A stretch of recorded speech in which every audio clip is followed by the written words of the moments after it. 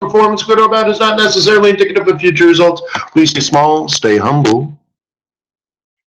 Focus on the long term and never risk money you cannot afford to lose. Guess what I got today, or last night? Let's see if this works. Whoa, check this out. Oh, dang, hang on. I can put it up here.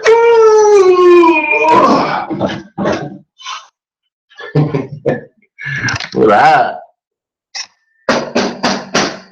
Steel.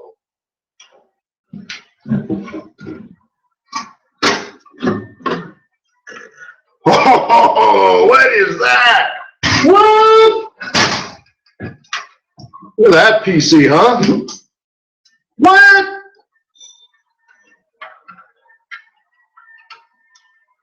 That's the inside.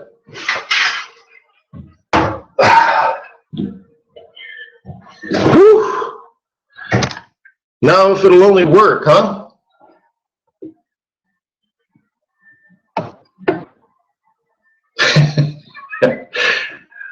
Now if it'll only run a banana, we'd all be happy.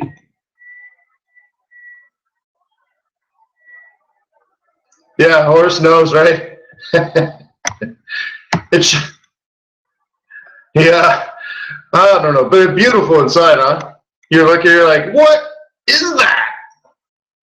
Yeah, even the guys that were working on the OS, they're like, oh, what is that? So anyways, yeah, fun, huh? Yeah. Yeah, Horse has one. But the thing is, you know, you've seen it, like it works on and off, and, you know, it's so powerful, but it can't run Adobe Flash. Like, you know, could be a problem.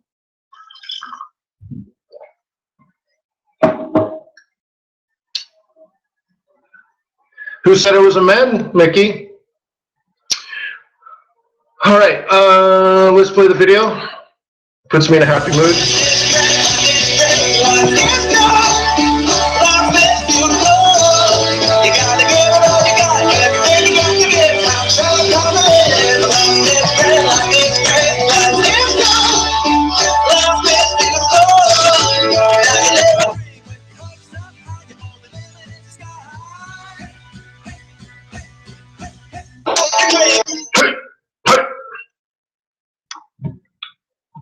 So I already read the disclaimer, so I can just say hello, hello, hello. Cool.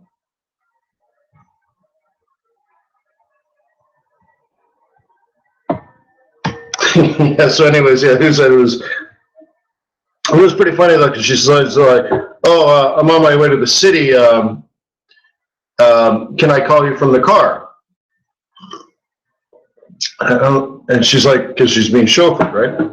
I'm like, I don't know. That depends. Is it a Bentley or is it a Rolls Royce? And she said it was a Jaguar. I said, well, forget it then. She laughed. But oh dear, really? God forbid, Jaguar. So, anyways, all right. So let's get going. Hallelujah.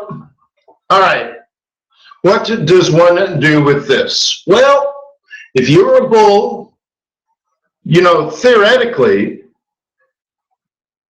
right, there was a buying here, but remember, to me, it's more neutral, especially if you're a bear. But this last week was an exit, right? So let's actually include this a little bit. That's, of course, one click too many, and that's one click not enough, but anyways. Bears started last week at a sell zone. Anybody that knows how to swing trade knows that. The target is right in here. Done. That's where you get out. Cool. If you didn't get out, you pay the penalty. Okay? You can see a lot of people exited Friday afternoon. Why? It's Friday afternoon. You can see this is probably London close. All right, so anyways, is there something that you can learn here? Is there something that you can use to program your brain? It was on a sell zone Monday morning, and at Friday, London close, it finally reversed. What happened? What's the reason?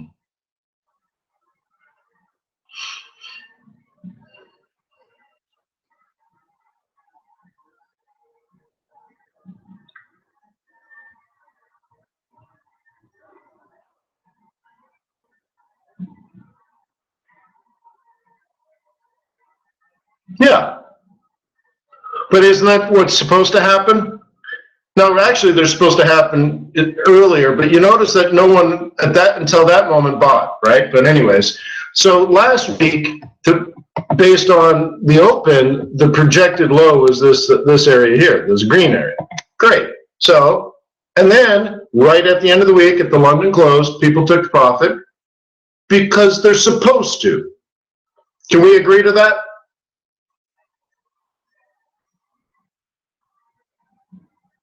Okay. So I want you to consider it fact. In reality, we don't really know, but consider it fact, write it down if you have to,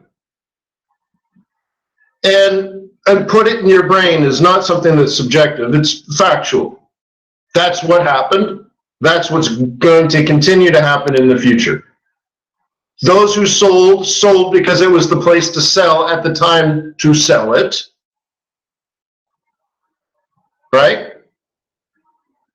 And then they took profit. I think they took profit late,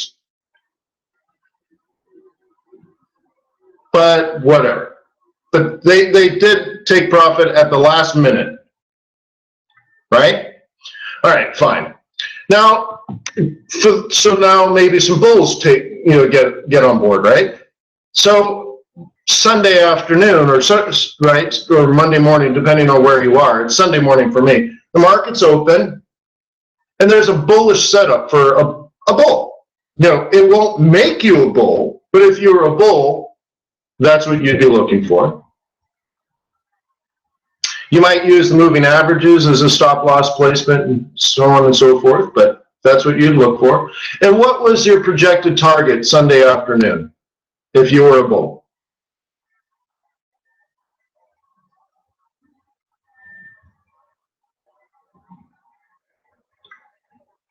Yeah, 110.65. Or, sorry, 110.67. Okay. What's the actual top?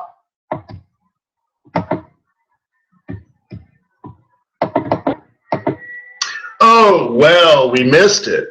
We didn't hit the top. We didn't hit 67.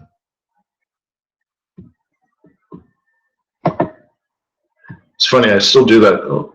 Deal book 360 would pop up the data on it. What do you have to do on this one? Yeah, you gotta do this. Still doesn't tell you, does it? Anyways, I guess you can go there. Is that 65? It hit 65, not 67.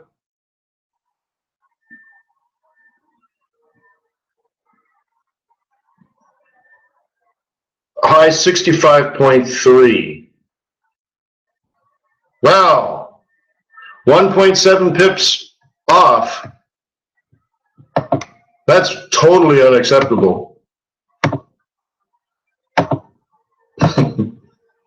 Right? Look at this, I can't even fit it on the chart now if I do it this time frame.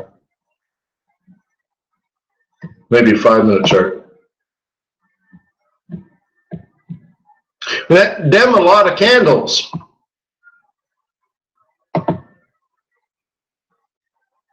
But anyways. So now they're high risk pips. If you're going to stay bullish, they're high risk. I'm not saying you have to be bearish. Nobody said anything about that. But if you're still a bull, you now have additional risk. And I think it's your job to mitigate risk, or at least address risk, or at the very, very least, recognize risk.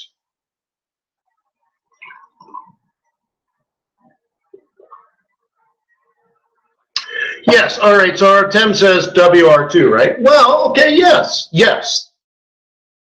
Okay. So let's be careful of what we're doing. Of what we're saying. So let me say it differently. Okay. The WM4 is always, always, always, in every case, your conservative target. So don't tell me like, oh, it's supposed to go to WR2. No, it could, it probably will. But the conservative target is WM4. So for example, what if at this point you took half your profit and you left the other half run to WR2? Okay.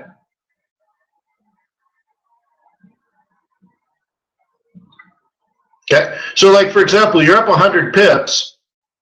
Are you really going to risk the 100 pips to maybe get the other 40? How much is it worth?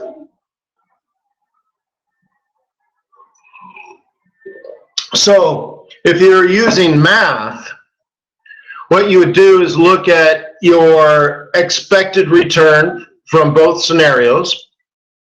You would look at your expected loss if it did retrace from here. Okay?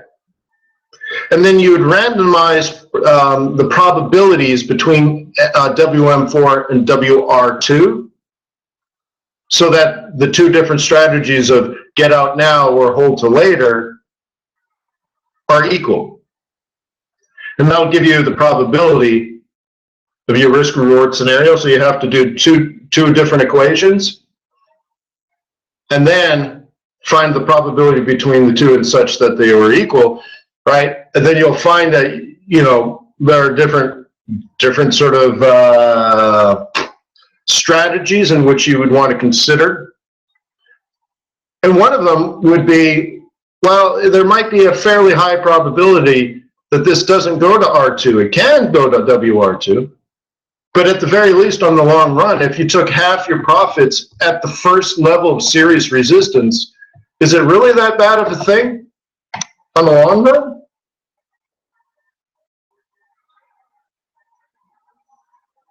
Okay. So, right. So you bring up a really good topic. Yes, ultimately, this should be the target.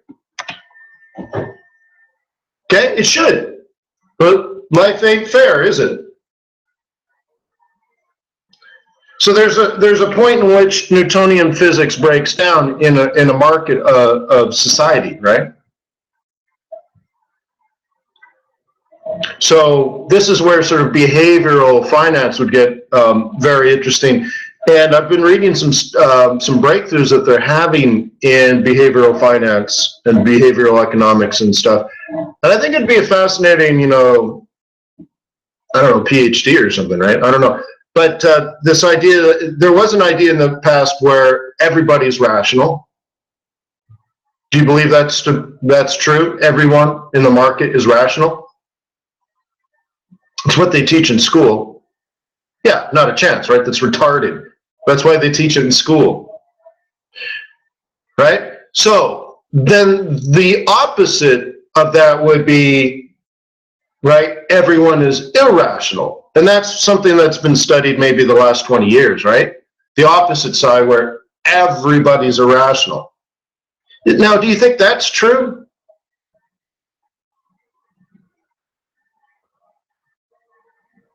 Yeah, I don't think that's true either, right? So there's like, let's take a random dude in the world who's got, some basic resources. He's not a fool. He's got some education. He's got some money, right? Is he saving for retirement? Yeah, probably. Does he love his children? Yeah. Does he want to send them to a good school? Sure. Is he saving for that? Yeah, probably. Does he live in a half decent neighborhood? Yeah. Does he like cars? Yeah. Does he like pretty girls? Yeah. All the, you can like tweak and say, well, he doesn't like girls at all, right? And all that. But, like, here's like a normal person, right? And what do they want in life? Well, they want to live comfortably. They want to work less. They want to enjoy life more. They wish they had some more money, all that kind of stuff, right? And I think the vast majority of the time, they're quite rational. But along the way, humans tend to make mistakes. When is it time to put grandma in the old folks' home? Oh, I don't want to put grandma in the old folks' home. Well, an emotional response, right? So on and so forth, right? We tend to, at times, be rational, but at other times, be irrational. So why is it like, for example, people buy at the top of the market and they sell at the bottom of the market? Well, that's where lack of knowledge, but also an increase in emotion, right? So I think that somewhere in the behavioral finance of everything there's a mix, right? So there is a rational argument here to at least take some of your profit off. Now, an irrational person may hope it goes to R2, and an irrational person they might have gotten out somewhere that made no sense, right? So what's sort of the hybrid of irrational and emotional? Well, that WR4 is an important pivot in normal market conditions. Okay? Great. In these market conditions, the market opened quite bullish and should probably, supposed to, kind of, would hope it would go to WR2. If you're a bull. But what if you're not actually a bull? What if the market's going up, you're buying, but you're not actually a bull? You can do it. You can be short-term long, but long-term short. So you might say, well, look, I know it's going to go up this week. I can see it. I got it. Lots of profit taking last week. There's just no bears left. Got it. Okay? Goes up. Great. Now what? Do the bulls have the conviction to take it higher? Are we going to break 111? Or sorry, 110. Are we going to, no, it is 111, right? Are we going to break 111, yes or no? Is it clear?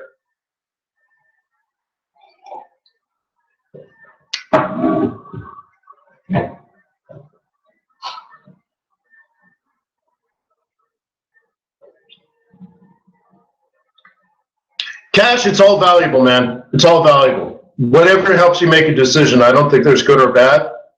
Okay, but that's what we're talking out here. So, but like, I don't get caught up on candles because by that time the candles happened, other informed, or let's say other better informed people have already acted. So you're always behind people that knew what they were going to do before it happened. You see what I mean?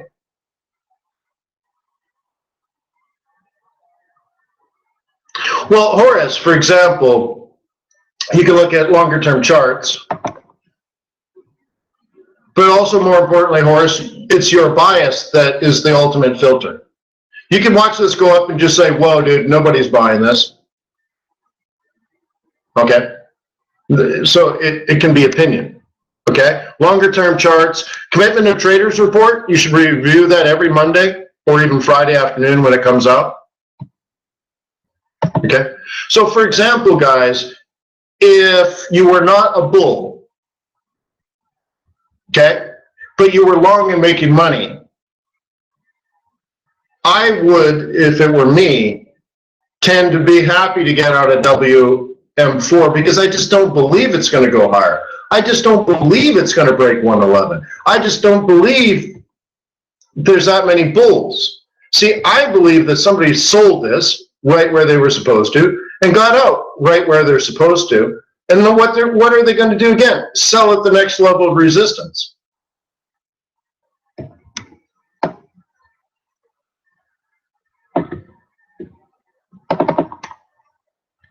Okay? Now, I might be wrong, but That's okay, especially if I'm taking profit at WM4 and I'm done, right? You see what I mean?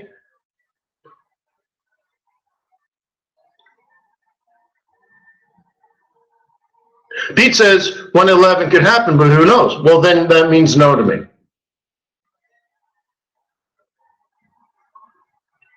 Okay? Right? You're certain or you're uncertain. That's it. Right? And try not, like, just for everybody. Ignore the fact that you might have like a $2,000 trading account. Okay? What if it was 200 million? Okay? And every time a pip ticks, you make or lose $50,000. Every pip was worth $50,000. How would you behave now? You're like, dude, right? You're up $5 million bucks, and you're like, no, maybe it'll go higher. Right? You're like, it's $5 million bucks. Right? So, that's how I want you to. And by the way, that reminds me. Did anybody take me up on my advice 2 months ago to create $1 billion portfolio?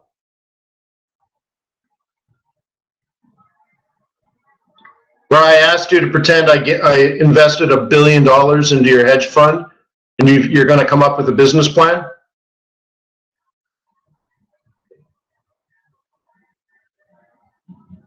Yeah, good. Right? And I want to know specific investments and rationale for each, like why would you do here and why would you do there? Who knows? Maybe I have $1 billion in my closet, and I just like, oh, what am I going to do with this? Oh, I'll give it to Horace.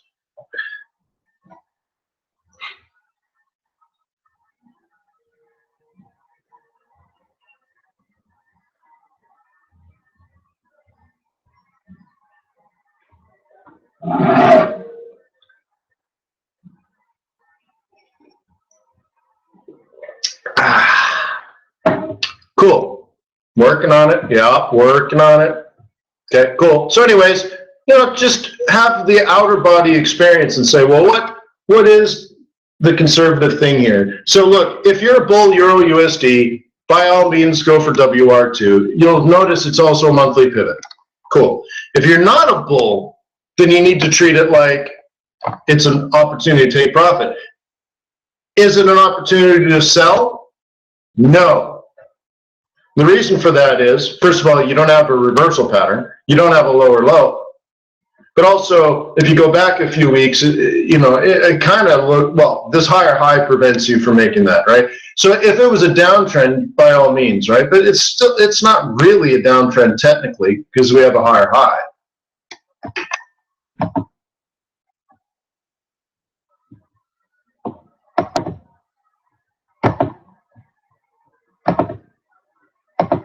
Okay? So it's not an opportunity to sell per se, maybe scalp, but that's a whole different story. Right? So, if you were a bull, you could always take half your profit, have it come down here on the roll reversal,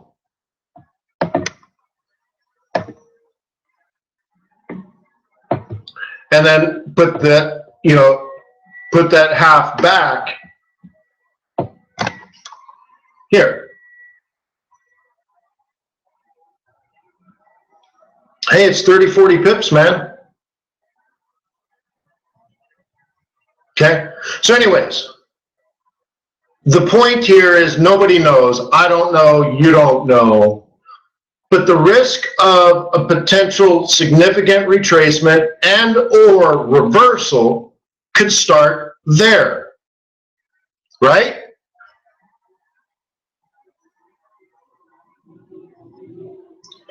Well, Artem, if you're a bear, you need a reversal pattern, bare minimum, right? What's the simplest reversal pattern?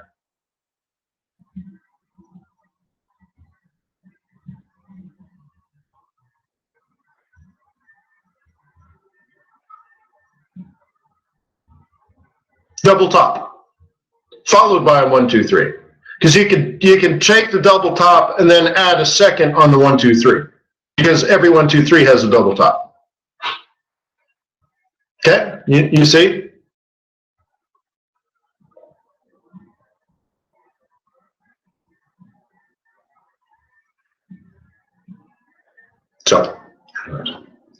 So good talk. Good talk. Good talk. High five, everybody. All right.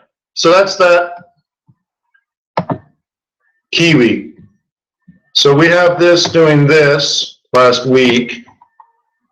And well, you can see there's still definitely a cluster there. Okay. So a bear would sell that. And a bull would sell that. And what's left? Bulls, bears, who's in the middle?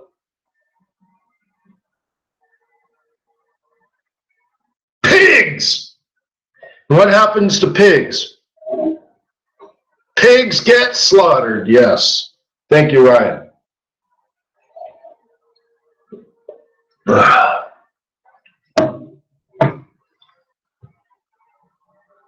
Dude, I don't have a watch, man. It keeps bugging me. I got all these broken watches.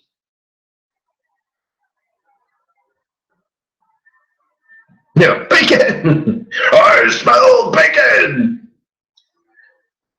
Broken watches, man, everywhere. I walk around the house, there's broken watches everywhere. I can't. Bad place for a picnic, yeah, well said. Nomad's land. All right.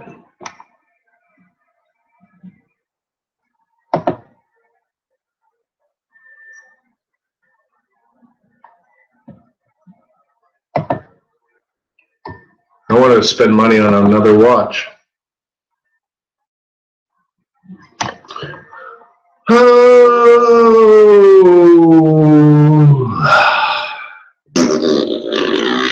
So I know that says pound kiwi. Don't be fooled. It's USD yen.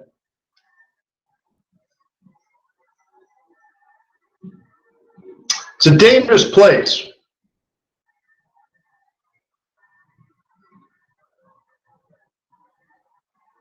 Peter, I plan every webinar to the minute, Peter. But feel free to ask, and I'll see what I can do. But I'm on a pretty tight schedule, man.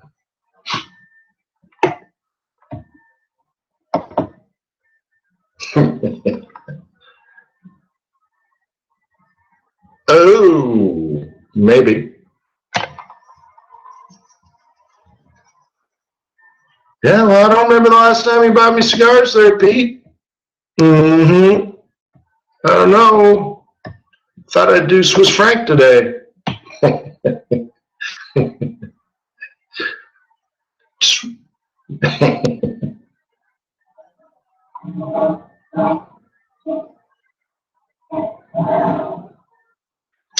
All right.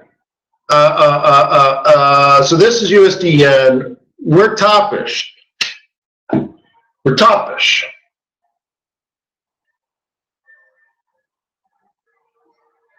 Very, very toppish. And it makes it clear as mud. People are trading it technically, but people is stupid.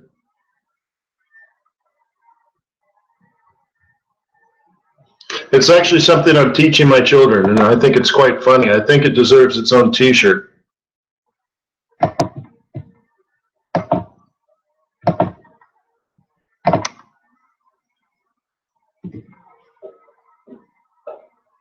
What do you think?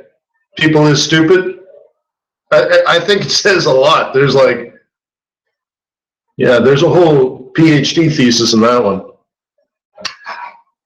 So anyways, that's kind of how it looks. I mean, you might maybe a pitchfork it this way. You know, if you had the pitchfork, come on, okay. If you had it this way, now you've adjusted it, you know, kind of thing. But the point is, we're at monthly target, and it's made a higher low, but after a lower low on a smaller time frame. You see it? Double top, 1, 2, 3. And that would make sense only in this area here. Okay? This pattern is something we would have expected weeks ago. So somebody asked about like the reversal patterns or candlestick patterns and stuff. Well, candlestick patterns are potentially helpful if, like back here, you said up here you'd get a double top. And then based on that, you get a 1, 2, 3. So some people are like staring at candlestick patterns. Oh, is that a bearish engulfing candle? And they sell because they see the bearish engulfing candle. And that's just stupid for, you know, to say it without any sort of poetic justice, right? Okay, no, that's dumb. Now, if you said, well, it should reverse up in here, so therefore, around this pivot cluster of weekly R2 at the monthly R2, I would expect to see a double top with a lower low, lower high, lower low, lower high, lower low, lower high, lower. And so you're thinking about it, you know, well in advance, days, and a week or two in advance. You're expecting to see the candlestick patterns. Yeah, because if you're not at those levels, then your candlestick patterns are irrelevant.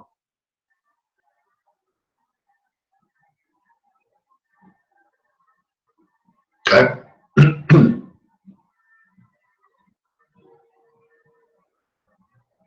Okay. So this started down here, double top, 1, 2, 3. Or sorry, double bottom, 1, 2, 3. Now here it's double top, 1, 2, 3. So maybe, just maybe. Remember, it doesn't have to come down. The fundamentals dictate what it's going to do. But that's where you would expect at least people to take profit, bare minimum. What happens after that? Well, it really depends fundamentally. See, it's less predictable. If the predictable stuff happened, then what happens next is less predictable. Okay? But would a bull sell?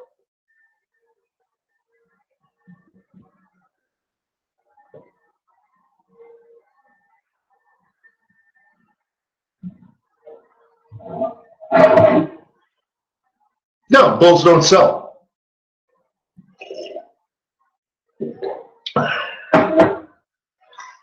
Okay?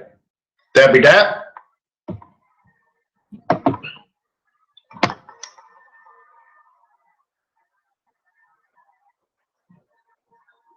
So I've told somebody, as you know, that the bottom will be 12.17.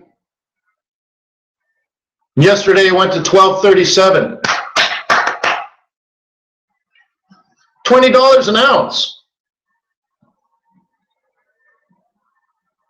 That's a lot of money if you have, I don't know, 100 metric tons. That's a lot of ounces times $20. So anyways, cool, man, cool beans. The thing is, I do believe it's going to continue to be a bearish, but all I suggested was 12.17 would be the lowest price of the month. So to magically get a $20 rally off of 12.17 makes me feel really good. At least makes me look really good. Right? I might be sick, but I'm pretty. And that's all that matters. That's why they named me Vane.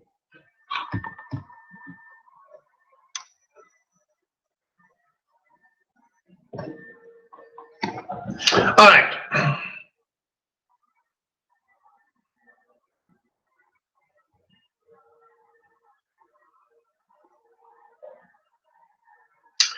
Yeah, it gets complicated, Peter, and every commodity has a different contract size, and they have different formulas. Like I'm trying to think of what was it for the S&P 500 bigs. It's the price of the index times the number of contracts times the multiplier, which I've forgotten now what the multiplier is. Yeah, it's convoluted for sure.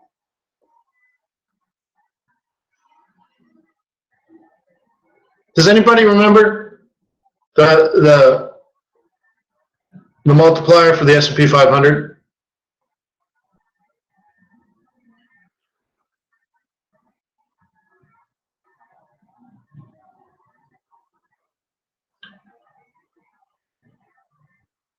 Well, Peter, do this. Just open a demo account, throw down a sample trade, and see what it adds up to in your comfort level. And what you want to look at is your margin cost, for example, but also what a pip or a tick is worth to you. Because, for example, let's just compare two currencies. A lot of people in the past have told me they would never even consider the USD Mexican peso. I used to get this all the time. Wouldn't consider it in a million years. I'm like, well, why not? Oh, well, the spread's like 30 pips. Yeah? Oh, I could just never trade it with 30 pips. I'm like, well, your euro dollar trade is trading at $3 a tick, and your USD Mexican peso is trading at 30 cents a tick. So it's about the same as your Euro USD trade that you do all day, every day. Oh, really? Yeah, this just turns out the Mexican peso is worth a lot less than US dollar. Newsflash, right? So anyways, so just, yeah, that's the way to do it.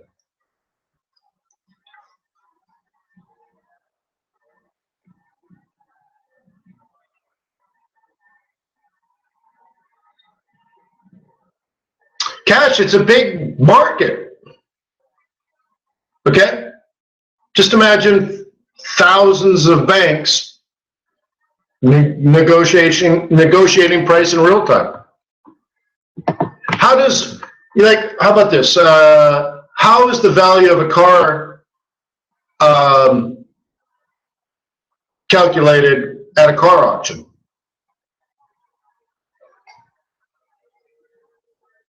Well, the audience, right? Based on the bids. And is it in everyone's best interest to have a low price?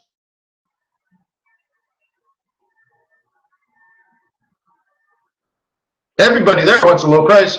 But if you've ever been to a car auction, it's filled with idiots paying way too much money for cars that are crappy. Right? They probably haven't even driven the cars. You're like, $7,000 for that? Dude, they're selling on the newspaper for $6,000. I can get that on eBay Motors for $5,500, and this idiot over here just paid $7,000. But that's the market price. Right? Well, they've accumulated orders over the weekend, Cash. Do they execute those orders?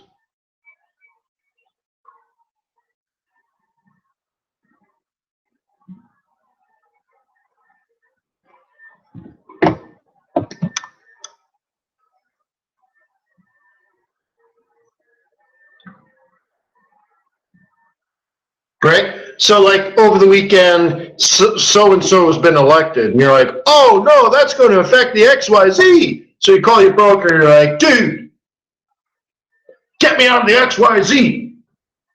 He's like, all right, well, we'll put that in Monday morning.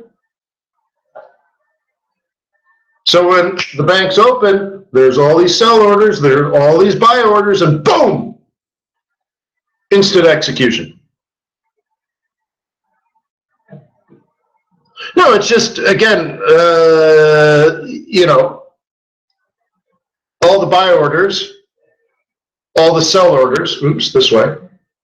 And if there are more buy orders, the market opens this way. If they've accumulated more sell orders over the weekend, then the market opens this way. And if it's about the same, the market goes, no. Okay? Just look at it as accumulation of orders over the weekend. And, oh, I want to do oil. And then we'll do our beast or pig. We'll do the Great British Pig, and then we'll get out of here. Okay? Oil opened up hot. We talked about this Monday. Seems like a million years ago. That was yesterday, I suppose. Talked about this yesterday. The only way you could trade it is using moving averages, but you still have to use the pivots as targets. If it wasn't this, it was something else, but do you remember that discussion? I don't know if it was crude oil, but same idea. No? All right, well, in that case, if it opens hot and you're still a bull, you got to buy it off the moving averages, but you still have to respect the target. Oh, USD kitty cat? All right. So you can see that it was reasonable advice. So in that case, now what? Well, I wouldn't be a buyer up here even if I was a bull. Now, remember, I was a bull at $44.30.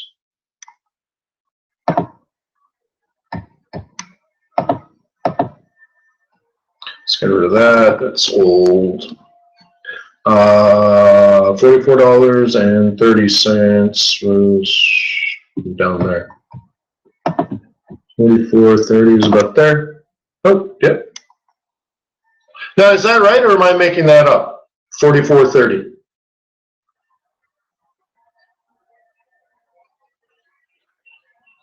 Right? But like 3 weeks in advance, right?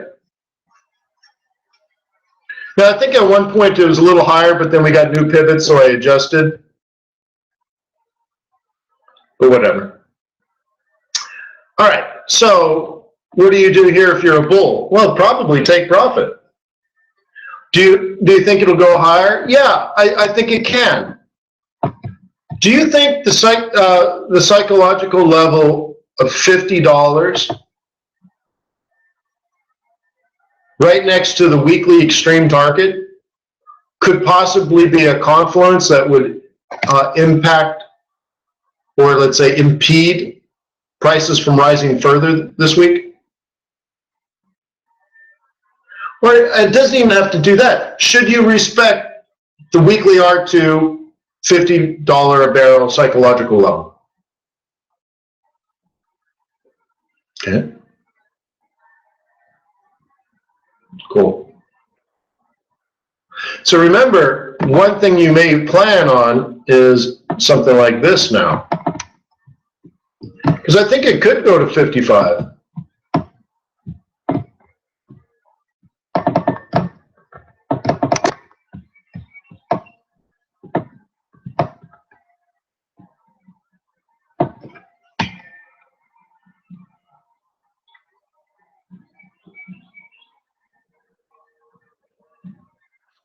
Okay. Well, also though, Ryan, remember, I think this is mostly fundamental, not technical. So I make my decisions first and foremost on the fundamentals, and then look at the, right? So to go back to the old conversations, I felt like it should fall because that's what the fundamental trend was. And then you look at the chart and say, well, $44.30 is the pivot. Cool. But then based on things like potential OPEC meetings, improving macroeconomics globally, and our historic analysis of inventory data would suggest drawdowns in inventories occurring around the June 1st period. And we did discuss it all the way down, that somewhere around here, it would be time for it to go all the way back to $55. Like eventually, it probably will go this high again. So the trick here now is, if you're using your monthlies, don't go too technical to say, well, because it reversed at the monthly low, that it should go back to the central. Like, we're hoping it does, and it can, but we got to be cautious, because this is even more a fundamental play. There's a lot of people staring at this, at these psych levels and the news, and there's a lot of emotion tied up into here. So don't be entirely too rational, because what'll end up happening is you're outsmarting the market, and that'll get you spanked. So just know it. Don't ignore it. It's all good. But let the market do what it wants to do.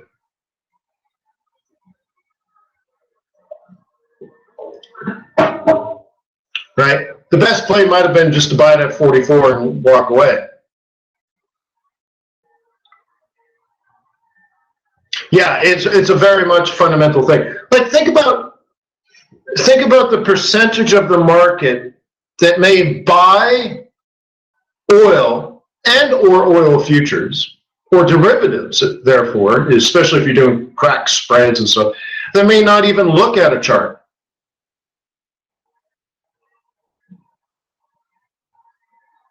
Okay?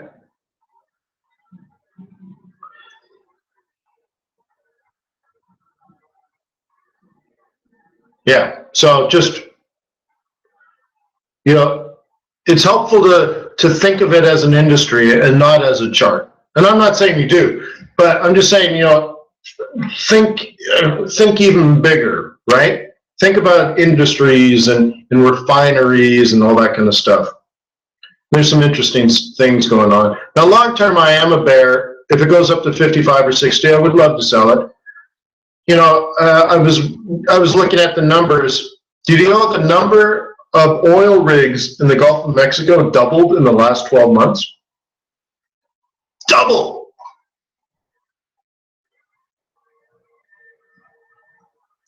And yet, when you read the news and stuff, they keep talking about frackers, right? Is it possible that the media is not that intelligent?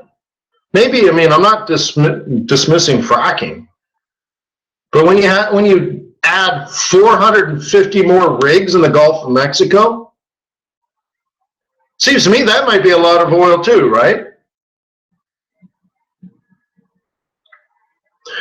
Okay, and then, what's going to happen next year? Do you think they're going to double again?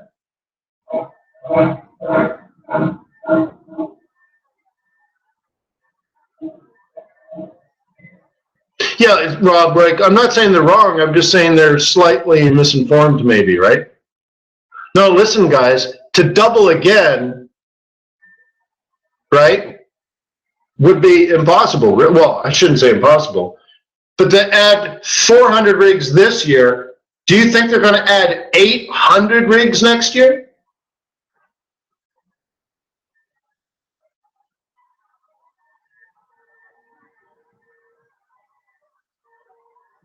Because the more they add, the lower they decrease the price, and the less likely they would add more rigs. You see what I mean? By adding more rigs, they're depressing their own price, therefore removing the incentive to add more rigs. So there's going to be a slowdown, I'm thinking. I'm predicting. I'm thinking about predicting. And all of a sudden you'll hear on CNBC, there's a 50% decline in the number of rigs being added. But then, again, right?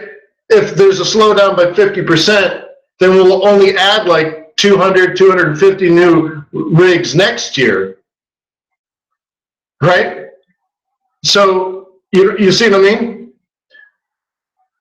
Which is still more, but the story will be different. The story will be the dramatic slowdown.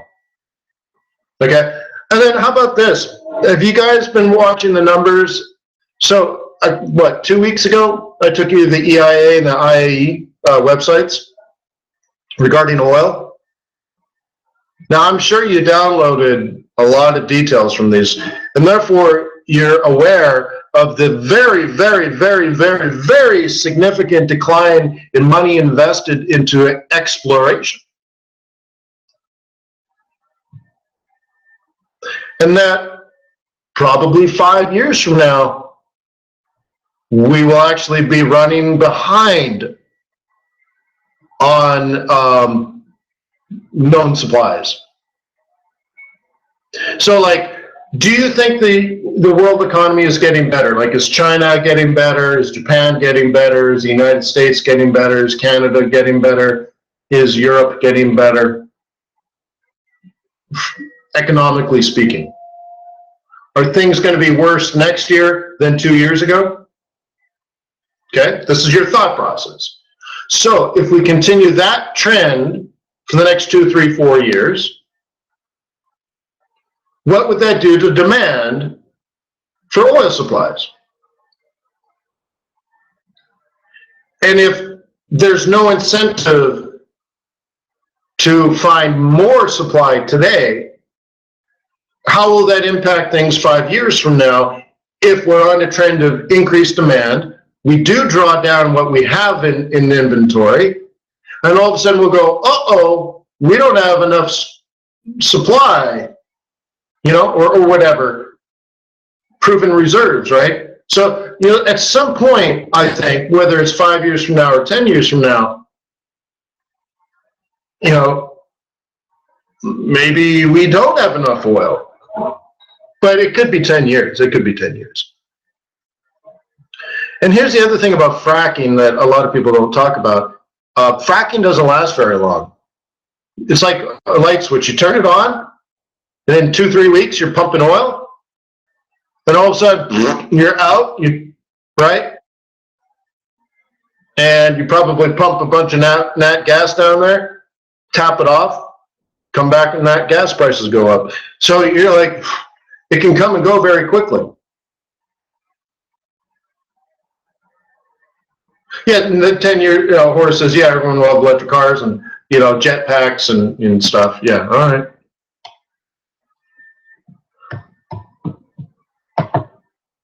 Tesla still won't be profitable, but Amazon will be. All right, so I got to do a relative strength exercise for the pig.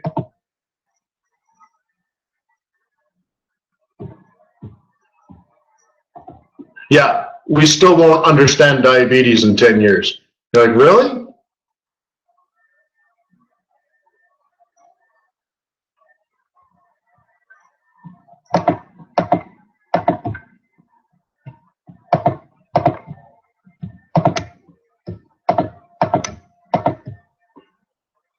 Three of these things belong together. Three of these things are one and the same. But one of these things don't belong here. Now it's time to play our game. It's time to play our game.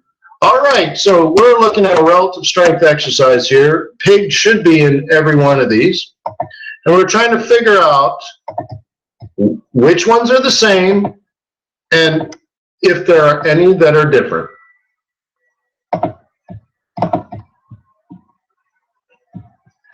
Let's back them all up. All right.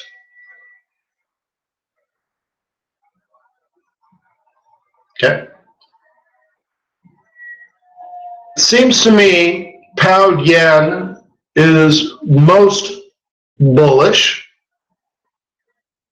And what we're looking at, by the way, just to make it clear, the pound is on the left-hand side of every one of these currency pairs. So if they are exactly the same, all four will be going up or all four will be going down, and they'd be going up or down at the same rate. If they are going different directions or in the same direction at a different rate, then this will not be the British pound's fault. This will have to do with the other currency pair. So for example, if three of these things were going up, pound would be stronger than the other currencies. And if one of these pairs was going straight down, then the pound we know is strong against three, but the other currency is even stronger than the pound. And this is called relative strength. So what I did is these are all 1 hour charts, and I backed out as maximum. So we're looking at the same time frame from the same distance, right? And this is important even to Einstein, right? It's all relative to the observable. So we're observing from the same viewing point, okay? So pound generally stronger than the dollar, pound strength generally stronger than the yen, pound generally stronger than the Kiwi, pound generally stronger than the Swiss franc, except, wow, the last week, right, from last Tuesday to this Tuesday to today, looks like Swiss franc way stronger. Over that period, yen a little bit stronger. Over that period, no change in Kiwi and no change versus the dollar. So what have we learned? Pound, dollar, and pound Kiwi are about the same. So pound, dollar, and Kiwi are essentially neutral. Yen is a little bit stronger than the pound, the dollar, and the Kiwi. And the Swiss franc is much, much stronger than the yen, the dollar, the Kiwi, and the pound. Therefore, the strongest currency was Swiss franc, and the weakest one, well, is a tie between dollar, pound, and Kiwi.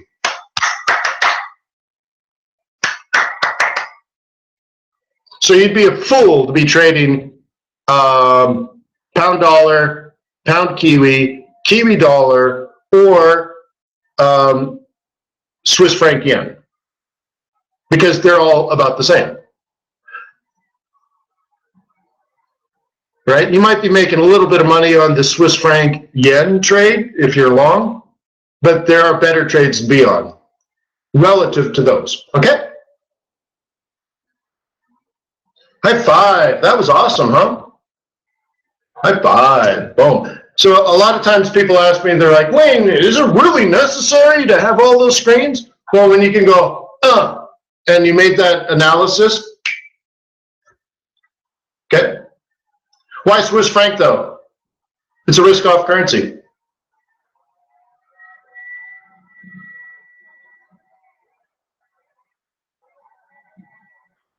So is yen, and that's why yen is relatively strong too. So the two strong currencies are, yen is strong, let's do it this way, yen is strong, the Swiss franc is stronger, but they're both strong. Cash, what do you do when you're not so sure about the near future and you're a crazy bajillionaire? Well, when you're not so sure, you fill suitcases full of gold and diamonds and cash, meaning dollars, and you get in your jet plane and you fly to Zurich with your entourage. You and your entourage walk into your Swiss bank and you go, and some guy brings over a metal suitcase and goes, there's your gold. And then another guy goes up and opens his metal suitcase and it's diamonds. And the next guy goes up and you go, and he opens his metal and it's just $100 bills. And then another one of $100 bills, and another one of $100 bills, and another one of $100 bills. And you stuff it in your Swiss bank account, and you walk away. So now imagine you just do that with financial instruments instead, and it's all converted to Swiss franc, and then Swiss franc gets strong. But just imagine the billionaire flying to Zurich because he's pretty scared that the stock market is going to drop over the summer. Is that reasonable, do you think, guys? That's as soon as we're past the June Fed meeting, there's a big sort of stagnation for 8 to 10 weeks. Good time to visit Zurich. I love Zurich in the summer. Beautiful. So anyways, hey, peace on earth. May the pips be with you. May your profits be above average. Today's Tuesday, so let me check my schedule. Yeah, I'll be here tomorrow. Will you be here as well? Great. Well, don't be a scumbag and open up an account to tradersway.com. All right?